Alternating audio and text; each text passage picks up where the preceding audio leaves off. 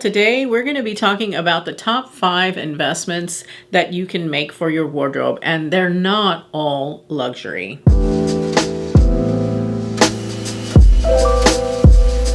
While you don't have to invest in luxury for everything in your closet, there are a few key areas where you may want to consider spending a little bit more money than you normally would, or at the very least spending as much as you can afford. If you do want a luxury item and it's not attainable right away, there are a few things that you can do, and actually these will benefit you in the long run.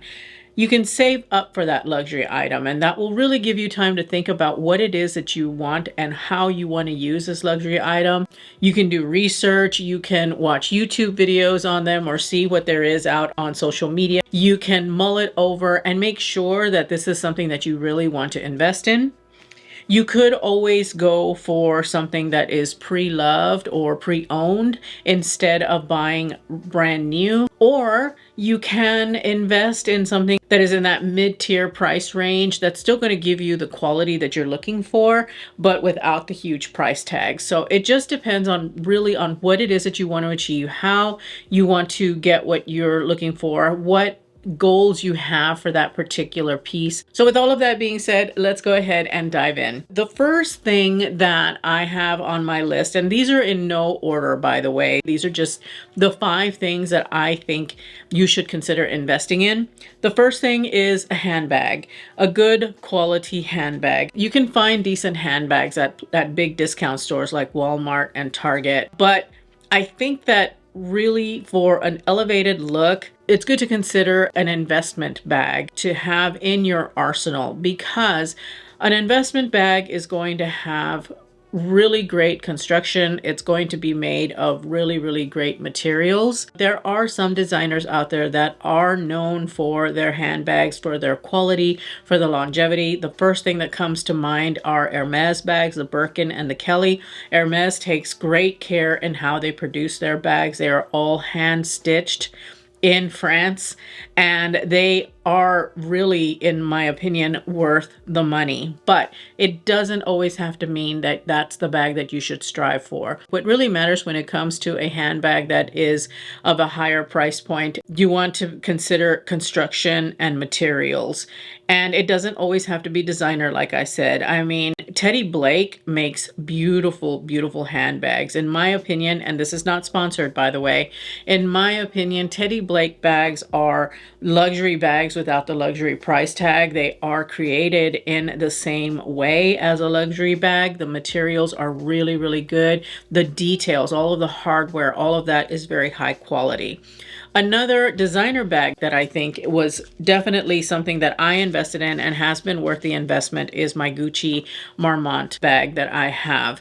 That bag I used solidly for 18 months every single day, and it still looks like it did when I bought it. It has held up very well even through all of that use. So for me, I got really great cost per wear out of that bag. So that's another one that if you are considering a designer handbag, that's one that I would personally recommend. Additionally, Coach and Tory Burch also make really great handbags. They're such good quality. I've had my Coach Wilson. I've had that bag since, well, it was in the 90s that I got that bag, and it is still going strong.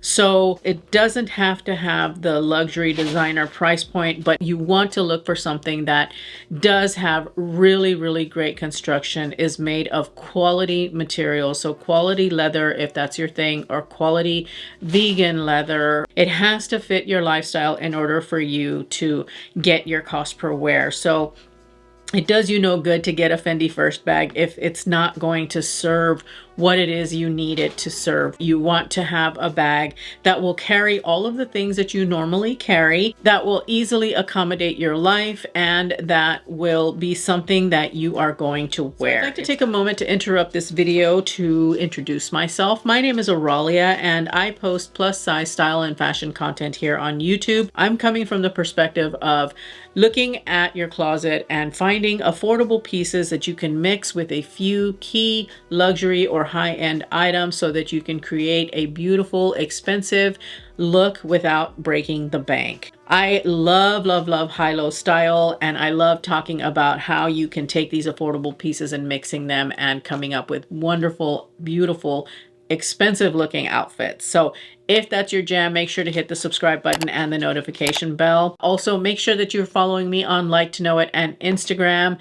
Both of those places are where I post items in real time. And also, if you're enjoying this video, make sure to give me a thumbs up because that lets me know and I can continue creating content like this. All right, let's get back to the video.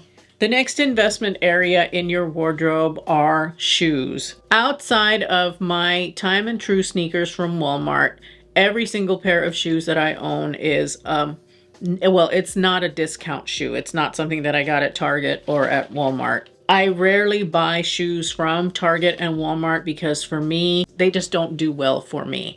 I have to make an investment in my shoes. I can't buy cheap shoes. I just can't. I've tried and it's not pretty. You want to be sure that the shoe, first of all, fits your foot well and can fit your lifestyle. So if you do a lot of standing or walking, you want to make sure that you find a heel that you can tolerate for however long. You want to be sure that, again, like with the handbags, that you are investing in something that is quality construction, has got quality materials, has got a heel that you can live in, and that work with your wardrobe. The first thing that I would steer you to do is to get yourself a pair of nude shoes of some sort. A nude shoe is universally flattering. It's going to look good no matter what you're doing, what you're wearing.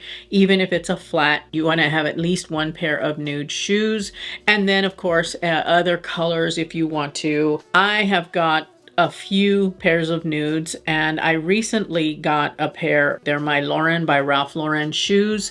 They are in about a 3-inch heel. They are so incredibly comfortable. Also, I've got a pair of Calvin Klein pumps. The Gale pump is my absolute favorite because, again, it is incredibly comfortable. Sam Edelman makes great loafers, I think. And then, of course, you have Vivaya. Again, not sponsored by Vivaya, but I have partnered with them a few times in the past, and I love all of the shoes that I've gotten from them. And they are also sustainably minded. So there are a lot of different options out there for shoes. What I would say though is that it is something worthy of investment. Cheap shoes just don't last very long. I think they can hurt your feet more often than not. That's just my opinion. The next category is belts. And this is one that I myself had to work into only because I had the belief that I did not or could not wear belts because of my body type. I am a round body type, but when I started doing fashion here on YouTube, I felt that my outfits were unfinished. So I decided to start exploring how I could wear a belt even with my body shape. I really don't like it when someone says you can't do this, especially when it comes to how you get dressed. You can do absolutely anything and everything that you want. For me personally, I was like, wait a minute, what do you mean I can't wear a belt? Yes, I can. I just need to figure out how. And so I figured out how to wear a belt. And for those of you ladies out there that are a round body type, you wear it at the smallest part of your waist and you can absolutely wear a belt and it can look really, really good. I had to work my way into wearing belts. So I decided instead of investing a lot in a belt, I was going to take something that I found on Amazon under $20 that I thought would work. And so I got myself an Obi belt from Amazon. So then I ventured into belts that actually had buckles. After a couple of years of wearing belts and figuring out what worked and what didn't, it was time for me to make an investment. So I bought a pre-loved Gucci belt. And then I asked for a Valentino belt because I'd really been eyeing that up for over a year. And I really wanted one. And I honestly didn't think it was going to fit me, and it fits. And I could not be happier. It's very minimal. It's not as over the top as the Gucci Double G belt. And I could wear it with a lot more things, I thought. And those are the things that you need to consider when you are investing in something like a belt. You want to be sure that it is of high quality as you can afford, or even if it's something that you're not willing to spend a lot of money on, just make sure that it is well constructed and that it is going to do what you need it to do for at least a few years, especially if you're going to be wearing it every single day. day. The next category that I wanted to talk about is jewelry. And what I want to say about jewelry is that the more money that you invest in jewelry, the longer it's going to last you. This holds true for anything that is of a high quality vermeil on up to fine jewelry. High quality vermeil is really, really great. It will hold up for several years as long as you take good care of it. Ana Luisa, Monica Vinader, Missouri in some cases, those are all really, really great high quality vermeil jewelry brands.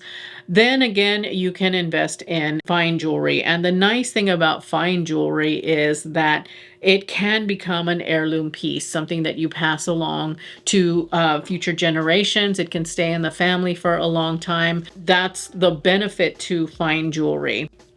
And while I myself don't have that much fine jewelry, I do have a couple of pieces and I treasure them because they are so incredibly beautiful. These are pieces that I don't reserve just for best. I do wear them sometimes on the day-to-day, but they are my special pieces that if I do have to dress up, these are the pieces that I am going to pull out and wear.